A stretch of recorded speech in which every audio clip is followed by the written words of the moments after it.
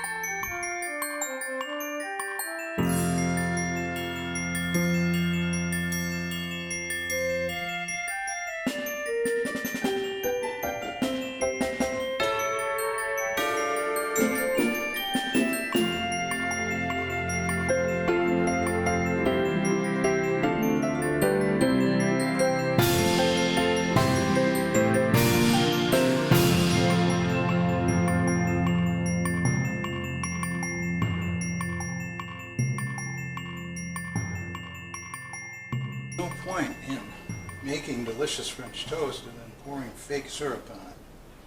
You gotta have real maple syrup, or it just won't be Christmas.